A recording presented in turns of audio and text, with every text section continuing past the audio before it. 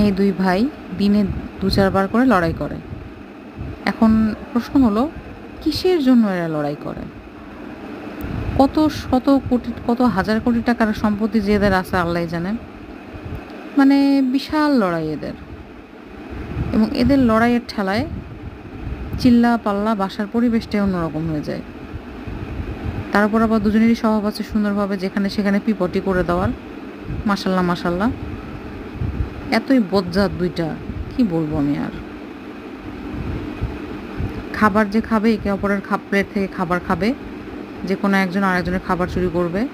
মানে একদম হিউম্যান ২ ভাই যেরকম হয় ঠিক সেরকম ২ ভাই।